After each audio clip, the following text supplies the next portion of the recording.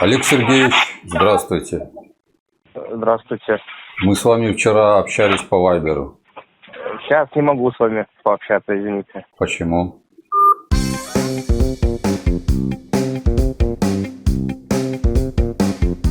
Написал мне некий Алекс. Хочет, чтобы я ему позвонил. У Алекса клипы следующего содержания. Слава Рамону и всем силовикам. День добрый, Алекс. Это Алекс? Вы, наверное, ошиблись. Ну, в ТикТоке мы списались, вы написали. Позвонить вам. Андрей Паук? Да. Рад вас слышать.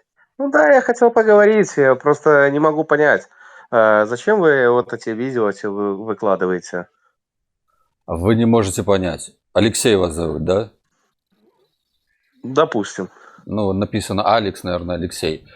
Ну, пусть будет так. Вы не можете понять. Мне нужно вам рассказать, почему. Потому что в Беларуси в 2020 году были сфальсифицированы выборы, очередные фальсификации произошли.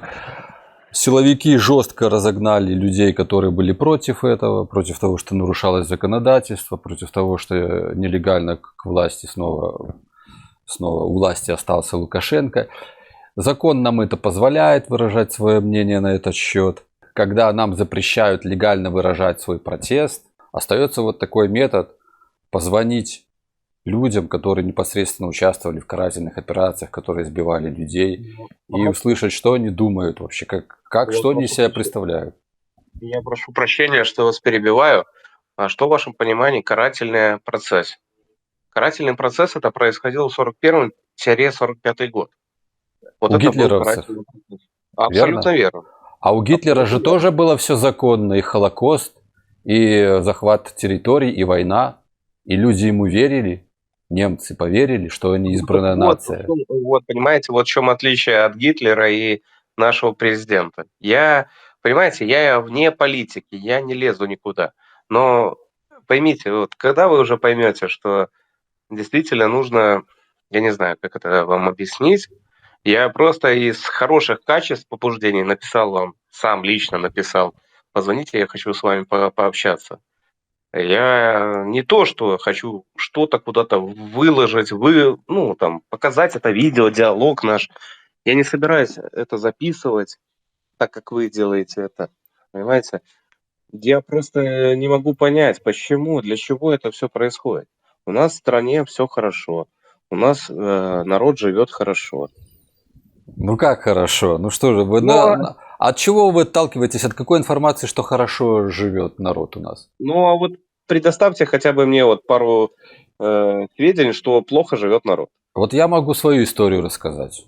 Ну расскажите, мне будет интересно послушать вас. Моя история. Я с 2014 года, я сам из Октябрьского, это в Гомельской области, такой поселок, Октябрьский район, Рудобелка называется. С 2014 года я занимаюсь публикациями новостей, которые произошли в нашем районе. Создал группу «Рудобельская показуха» и всегда показывал то, как с нами обращается местная власть, чиновники. Например, у нас чиновница пошла во время рабочего времени, пошла в магазин на скидки. Застукал чиновницу за тем, что она нарушила законодательство. А какое? Трудовое, наверное, законодательство. Потому что любую доярку, любого другого человека, его за это наказывают. За то, что в рабочее время, представьте себе, вы уходите с рабочего времени, с рабочего места в рабочее время по каким-то своим личным делам. Разве это поощряется в Беларуси? Я не могу ни за кого это говорить. Вот. Я не могу. Я только могу отвечать сам за себя, за свою семью. Ну вот если вы уйдете с работы в рабочее время. Ну, я такого себе не позволяю. Вот. А почему? Ну, потому что есть законы, есть обязанности, и, во-вторых, контракт. Вот, именно. Так вот, я показал это публично. Я написал жалобу. И председатель райисполкома Барановский Андрей Анатольевич покрыл ее, сказал, что в это время она была в отпуске. Хотя в это время, пока она была на своих закупах, я ее снял. Потом она так вот меня убегала, что на красный свет перешла дорогу. На красный пошла, на красный. На красный побежала, смотрите. Ей тоже ничего не сделали, потому что муж у нее милиционер. Вот после таких вещей, когда я контролировать чиновников стал, когда снимал, как они нам врут, снимал, как пропаганда не сходится с реальностью, меня начали прессовать. И в конце концов, в 2020 году меня перед выборами посадили в Калинковичское СИЗО, я там просидел 10 суток за то, что якобы я мешал проводить выборы досрочные там. И так получилось, что уехали мы в отпуск. А уже узнали потом, что нас пугает тем, что посадят в тюрьму дома, что отберут детей и отдадут детские дома. И мы приняли решение не возвращаться с 2020 года. И улетели в Литву, попросили политическое убежище. Так вот, это про то, как хорошо нам жилось там. Нас пугали. Нам устраивали, мне устраивали, вот, например, такую провокацию, как будто я заминировал Октябрьский райисполком. Знаете, я ничего не могу сказать против и за. Я человек, еще раз говорю, я не в политике. А зря. Нет. Ну почему зря? Ну на вот выборы же вы почему? ходите, как вы не в политике? У вас есть право голоса, вы ходите на выборы, даете голос за Лукашенко. Что значит вы не в политике? Вы поддерживаете Лукашенко. Что вы значит не в политике? Вы же Ну, сказал я с вами Лукашенко, сказал Лукашенко иногда не до законов. Вы поддерживаете, конечно. Поймите, я с вами хорошо общаюсь, а вы начинаете на меня голос повышать.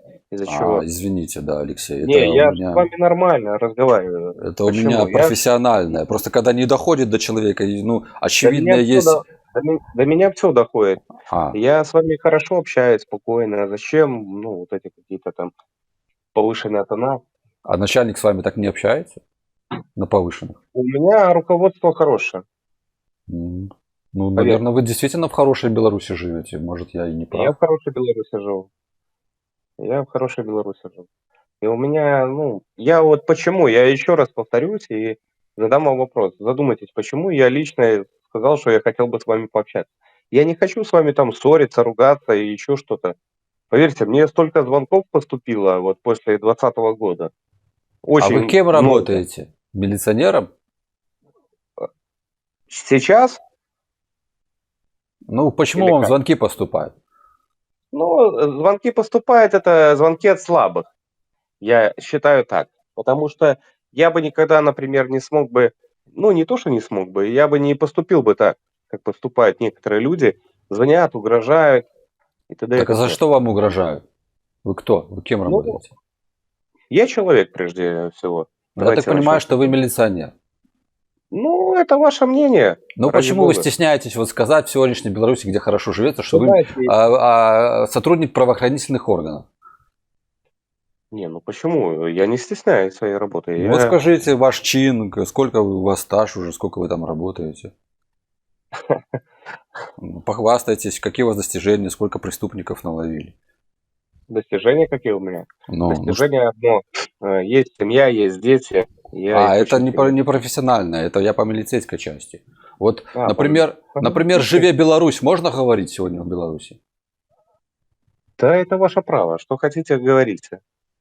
Ну вот, а закон говорит, не закон, а сегодняшняя система не разрешает в Беларуси такое говорить. Знаете, я вам ничего не могу ответить на эту А я вам тему. могу, что нельзя. А если вы не Ну, знаете, вы если сотрудник правоохранительных органов, то у меня большие сомнения в вашей компетентности, потому что нельзя это говорить. Я вот перед 9 мая звонил в Раусы местные и минские и ну, я спрашивал, видео видел ваше, да. можно ли говорить миру мир. И знаете, что мне там не советовали Я без ви- разрешения это делать. Я Так а видел что? ваши видео, я видел все ответы. Но знаете, ну, что такое «Живе Беларусь»? Ну в гимне Это, так поется у нас. ну, где?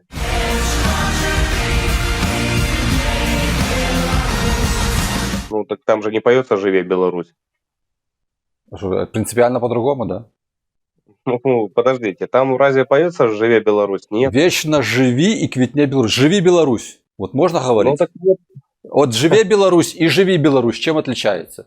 еще раз говорю, я не буду отвечать вам на этот вопрос. Ну, Это сейчас Алексей. начинается провокационно. Вот, мы дожились до того, что это провокация в сегодняшней Беларуси. Но с Одна вашей буква, стороны, да? с вашей стороны это точно провокация. Вы можете сказать «Живе Беларусь»? Я? Нет, Или я не «Вечно буду живи и такое. кветней Беларусь». Вот вы строчку гимна можете сказать, позволить себе Ну, как в сегодняшний? гимне написано, так и будет. Скажите, пожалуйста, «Вечно живи и кветней Беларусь». Ну, вообще, что вы хотите от этого услышать? Что вы хотите? Вот. А это благодаря правлению Александра Григорьевича Лукашенко сегодня вы не можете себе это позволить. Даже. Это про то, как хорошо в Беларуси жить. А можно ли сегодняшней Беларуси сказать: я не поддерживаю спецоперацию российскую? Открыто выступить. Ну, это вообще уже совсем Что вопрос совсем? какой-то. Это в этой, как вы говорите, спецоперации, это никто не участвует. Ни сторона Беларуси, это раз. А А, неправильный ответ. А Лукашенко Ну, ваш почему по-другому нет? говорил. Мы принимаем участие в этой операции. Я уже сколько раз говорил. Я не могу говорить ничего лишнего, потому что я не в политике. Лишнего, да? Вот заметьте, как вы обходите этот острый момент. Я не могу говорить ничего лишнего. Что по-вашему лишнее? Что вы считаете? Я бы очень хотел бы вам ответить честно, но я не хочу. Потому что я считаю, Почему? что... Ну, мое мнение, что касается СВО, как вы сказали, да? Да. Это очень плохо, когда гибнут люди. Серьезно? Да. Вы Это мое сейчас, мнение. А вы сейчас дальше в своем дальше уме, я- что вы говорите? очень плохо, что гибнут люди, и нужно садиться и разговаривать. И от кого же они гибнут? Ну, я ж не знаю, от кого От они кого гибнут. ж? Кто ж напал на Украину? Ну, не Беларусь точно. Не Беларусь, но с чьей территории зашли российские Это я не знаю. танки? А, вы не знаете. Вот видите, как хорошо жить в Беларуси при Лукашенко, что мы не знаем. Все знают, а вы не знаете. Ну, вот расскажите, если вы знаете... Значит, скажите. значит, кто объявил о начале спецоперации? Публично. Ну, я вас слушаю. Ваш Владимирович Путин. Верно? Это же факт. Ну, почему наш Владимир Владимирович? Вы не поддерживаете, он не ваш. Нет, я у вас спрашиваю. Он ваш почему вы братский президент. Ну, Лукашенко и Путин друзья навек. Тут тоже не поспоришь. Факт. Значит, Владимир Владимирович Путин объявляет спецоперацию. Это факт. Есть в интернете и везде можно проверить. Далее Александр Лукашенко чуть позже подтверждает, что отдельные части российских войск заходили с территории Беларуси на территорию Украины. Подтверждает тем, чтобы территория была предоставлена для нападения. Далее. Значит, военная техника, вертолеты, ракеты летели с территории Беларуси. Непосредственно с Октябрьского, с Мозырского, с Калинковичского летели все на Украину. Факт. Вот поэтому я говорю, что да, были пуски с территории Беларуси. Резня в Буче, братские могилы. Кто это совершил? Ну, это я не знаю. Вы не знаете. Вот как хорошо в сегодняшней Беларуси жить при Лукашенко. Все знают, а вы не знаете. Вы понимаете, с чем мы боремся? Почему я звоню? И что я хочу донести вот таким, как вы, которые не знают и не понимают. Ну, я же не верю вам, вы же все знаете и понимаете. Вы работаете сегодня в госструктуре. И если вы будете иметь свое мнение, то вас уволят, будете вы сидеть в тюрьме. Как вот недавно вот парнишку, 25 лет, он в МУС, студент МУС, Министерства внутренних дел. Его за мысли преступления на 25 лет хотят посадить за то, что он изменил державе. А он подумал, что хочет, у него отец с Кривого Рога, с Украины, и он подумал, кому-то рассказал, что хочет за Украину воевать против России. И его за это мысли преступления вот сейчас будут, будут судить. У каждого человека должна быть своя голова. И каждый человек должен думать, что он говорит, и о чем, что он хочет сказать, и о чем он хочет сказать. Так неправ был мальчишка, нельзя воевать против России за Украину. Ну, я тут ничего не скажу. Ну, так вы говорите, у каждого должна быть своя голова, он должен думать, что говорит. Этого мальчишку я не знаю. И вам не будет интересно про это, потому что это не про вас.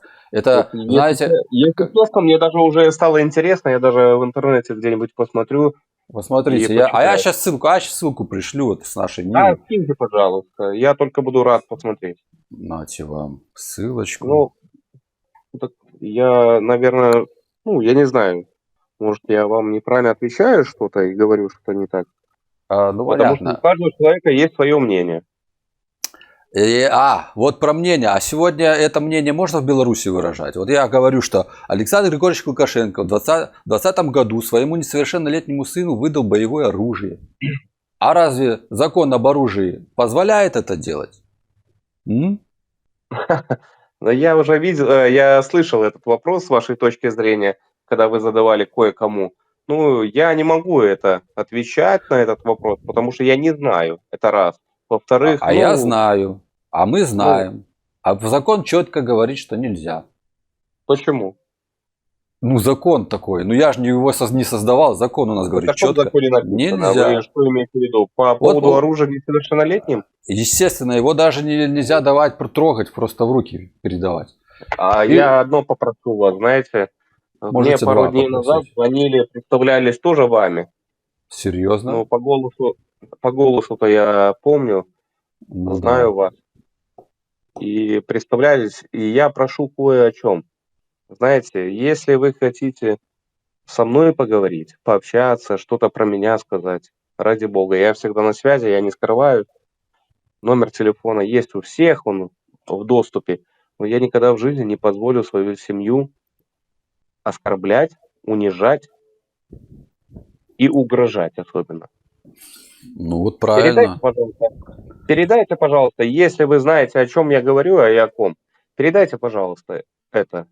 Я с вами разговариваю хорошо, пускай я понимаю, что это тоже где-то видео с нашим диалогом с вами вылетит. Ну, Ну, я ничего вам плохого конечно, не говорил. обязательно. Может быть, Да, вас не ради бога. уволят за это. Кстати, если вас Кого? уволят, вас, или вам Да, ну, какие-то за применят что? меры, то напишите, чтобы знать. Я же экстремист, понимаете, передача... Я же руководитель экстремистского формирования, а передача какой-либо информации мне, это уже уголовная ответственность нашему экстремистскому формированию. Ага, ну да. Хорошо, обязательно. Ну, так что Обязательно. напишите, Всё? что с вами там произошло А что со после мной? случая. Ну, со мной хорошо, не переживайте. Не, вы говорите, хорошо в Беларуси жить. Ну, блин. Ладно, хорошо. Хорошо в Беларуси жить. На ваши умозаключения и светопогляд я не могу повлиять. Но почему вы спросили, я это делаю? Так вот, я делаю для того, чтобы лучше все-таки общаться, чем бить друг другу морды, правильно? Вот вы человек, который работает в силовой структуре. Я человек, который змагар, да. И диктатура наша не может понять до этих пор, что не сможет она истребить змагаров, не сможет она истребить инакомыслие. Нам один путь только договариваться и жить в согласии. В свое время в США был расизм, так, и сегрегация была. И вот белые постоянно притесняли черных. И все-таки до них дошло, что надо договариваться, и все люди равны. Ну, худо-бедно, не знаю, получилось, наверное. Есть отголоски еще тех проблем, но в то время, 100 лет назад, или когда-то, или меньше, мне США напоминает сегодняшнюю Беларусь. Вот тоже вот нетерпимость тотальная к инакомыслию. А почему так? Ну, победители же так не делают, Алексей. Если ты победил честно на выборах, то почему ты плюешь на людей, которые тебе выражают свое недовольство? Сколько специалистов выехало за границу? Сейчас врачей не хватает. Это же не от любви к системе и к Лукашенко. Вообще, сколько было убито этих людей, которые вышли на улицу. Роман Бондаренко тот же. Никто не расследует это. Тарайковский Александр. Никто не расследует. Геннадий Шутов. И много там еще людей. Больше десятка людей было убито. Никому нет до этого дела. Так а как к этому можно спокойно относиться? Мы помним гитлеровскую Германию нацистскую с его Холокостом, с его нацизмом. И мы это не прощаем никогда. А Лукашенко в свое время похвалил Гитлера. Я о Гитлере говорил. Я звоню и спрашиваю: люди, вы нормальные вообще там? Вы адекватные? Вы понимаете, что вы несете ответственность за свое бездействие и свое действие? Проверяю здоровье общества и системы. Общество здоровья хорошее, не переживайте по этому поводу. Давайте мы, наверное, закончим на этой Почему? хорошей. Ну, во-первых... Я вас не убедил? Нет, вы меня не убедили и не убедите, потому что у каждого человека есть свое мнение. Еще Так раз как говорю. ваше какое мнение? На чем оно базируется? На каких ценностях? Я не хочу свое мнение, говорить кому-то. Вы понимаете? удовлетворены беседой со мной? Вы что-то поняли? Я удовлетворен тем, что вы мне позвонили. Это раз. Я с вами поговорил спокойно, без всяких эмоций, без ничего. Мы друг другу высказали свое мнение, и ну, я вас не пугал, вы меня не пугаете ничем, не угрожаем, и это самое главное. Я просто хотел услышать вас, я посмотрел ваши ролики, я хотел вас услышать, я вас услышал, мы с вами пообщались. А это не Вот. запрещено ролики мои смотреть в Беларуси? Ну почему? Они же в сети, в интернете, они везде есть. А вы знаете, за что ответственность наступает, когда смотрят мои ролики? Вернее, смотреть можно, а за что наступает уголовная ответственность? Ну, поймите, эти ролики ваши везде есть. На Ютубе, в Инстаграме, в ТикТоках, везде они. И тут эти ролики, ну, я думаю, каждый человек смотрел. Ну, мне было интересно, вот, ну, пообщаться с вами в этом плане. Ну, я прошу прощения, мне просто занят жена. Всего доброго, рад был с вами пообщаться. Прям даже всего доброго мне желаете. Ну, теперь надо только прийти к власти и показать ему, что такое добро.